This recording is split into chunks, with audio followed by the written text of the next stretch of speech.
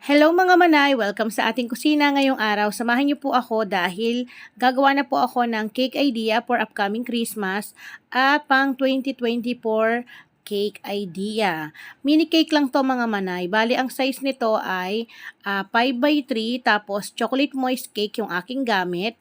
Then, ang aking pinampapalaman or yung ating filling ay ang ating caramel fudge it at chocolate fudge it ng Bakersfield.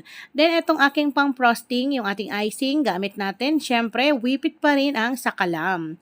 So, dito, gagawa ako ng cake idea for upcoming Christmas at pang New Year's na rin. So, bali dalawang design yung ating gagawin. Bali, ang gagawin ko, ayan, kino-cover ko na ng ating icing, yung ating cake. Kapag home baker ka, mga manay, or baker ka, no, kailangan advance kang mag-isip, kailangan makapag-post ka kagad ng maaga para makakuha ka ng maraming customer. Kasi alam mo naman, 'di ba, kapag ayaw natin ng yung rush hour, yung kung kailan malapit na saka tayo magpo-post.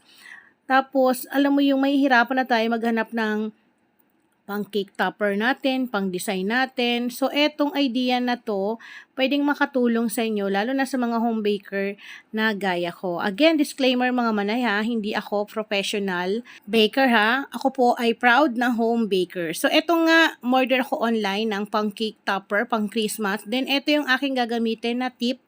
Small tip lang to mga manay kasi wala tayong Christmas tree para dito sa ating cake at wala dun sa ating topper na nakalagay. So, ang gagawin ko, nagtusok lang ako ng stick tapos ganito yung ginawa ko, paakyat. So, nag-start ako sa pinakababa hanggang sa makapag-create tayo ng maliit na Christmas tree. O, di ba? So, ganito lang yung ginagawa ko. Then, para dun sa icing pala, kaya naging green yan, naglagay lang ako ng dark green. Ayan, na gel color para green na green siya. Okay, so kapag okay na to, ayan, 'di ba? Meron tayong maliit na Christmas tree mga manay. O 'di ba? Bonding time na rin kapag merong mga chikiting na nakikisali. Then ito yung ating pang topper, ito yung bakod natin. May kasama na siyang straw para pantusok. Then ito yung mga ipang tatopper pa natin sa ibabaw. Syempre, hindi mawawala ang ating si Santa Claus.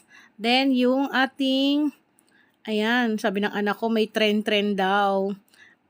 So, kayo nang bahala kung saan nyo gustong ilagay. Then, sa magtatanong nitong aking gamit na pang cake topper sa ating Christmas cake, ilalagay ko na lamang po yung link sa aking caption or sa aking description box sa baba. Then, naglagay din po ako ng mga konting damo dyan, ayan, para naman balance yung kulay niya, hindi siya puro puti lahat. Then, naglagay tayo ng star at dragees sa ating Christmas tree.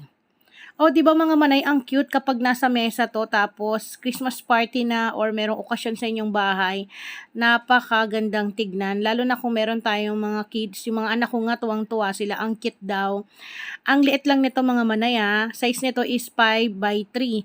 Pero kung titignan mo, ang syala-syala, alam mo yun, bumabalik ka sa pagkabata mo. So, ayun lang mga manay. Or pwede kayo maglagay pa dyan ng mga iba't ibang design. Pwede rin kayo maglagay or mag-add ng mga red color or kung ano yung mga cake topper na gusto niyo. Basta ilalagay ko po yung link mga manay para dun sa store na bibilhan ninyo. May iba't ibang design sila ng pang cake topper ng Christmas cake. So, kayo na lang po yung mamili. Ito yung aking nagustuhan. Kaya ito yung aking in-order. So, dahil tapos na tayong mag-design para sa ating Christmas mini cake, eto na. Tanggalin natin yan isa-isa. Ayan, tinanggal ko na yung mga kulay, yung mga padamo, at syempre yung ating Christmas tree. Kasi nga sabi ko, para naman hindi na ako mag-cover ulit, eto na lang din ulit yung aking gagamitin. Aminin nyo mga manay, kapag baker ka, ganito rin ginagawa mo. Or minsan ginagawa ko sa cake pan na, eto, itataob ko yung 5x3. Tapos yun yung i-cover ko. Kaso nga lang, hindi ko matutusukan ng cake topper. Dahil di ba may stick yun. Kaya ito na lang. At dahil gusto ko rin kumain ng cake, kaya sabi ko, sige, gagawa na lang ako ng maliit na cake para ayun yung pang model ko. So, kinover ko ulit siya ng ating icing. So, dito pinakinis ulit natin. At dahil nga 2024 na next year, ano ba ang color of the year ng 2024? Siyempre, ang color of the year ng 2024 ay apricot crush. So, dito naglagay lang po ako ng sunflower orange color, gel color yan po. Tapos, mag-a-add lang ako ng red na red gel color. Pakonti-konti lang mga manay ha. Huwag nyo pong bibiglain yung paglagay ng inyong gel color. Kailangan, konti-konti lang hanggang sa ma-achieve nyo yung apricot crush color na yan. So, eto, light pa siya. Mag-a-add pa ako dito. Basta, huwag nyo pong bibiglain para makuha nyo po ng maganda. Kasi kapag dinamihan nyo kagad ng red, mahirap yan. Mahirap maghabol. Mag-a-add naman kayo ng white frosting natin para mabalance ulit yung kulay. So, kapag okay na ito, light lang muna siya. So, gagawin ko, maglalagay lang ako sa bandang gitna ng ating icing. Ayan. Paikot. Tapos, magdadagdag ako dito sa aking icing mamaya ng additional red color para maging dark siya. Ayan. Then, eto na. Mapapansin nyo, ayan o, mas nag-dark siya kasi nag-add ako ng red na gel color. Any brand naman nun, pwede nyong itry. Then, scrape na natin, pakinisin na natin, at eto na. Ang ganda, di ba? Basta advice ko lang mga manay, yung paglalagay ng kulay, tansya-tansya lang po, wag bibiglain. Okay? Wag pa julit-julit. So, naglagay ako sa ibabaw, ayan, ng konti lang, nag-spread lang ako. Then, maglalagay na tayo ng ating pang topper. So, ito yung ating 2024 cake topper.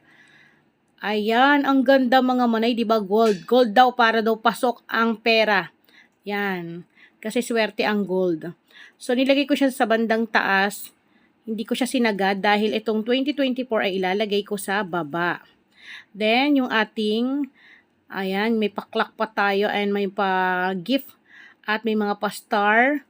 So, ang ganda netong tignan kapag nasa mesa. Then, yung mga star ninyo, kapag tingin nyo dumidikit sa icing, tupiin nyo lang po para hindi siya lumubog. Then, naglagay din tayo ng gold rages, ayan, sa ibabaw. At eto na, ang ating mini cake na Happy New Year 2024.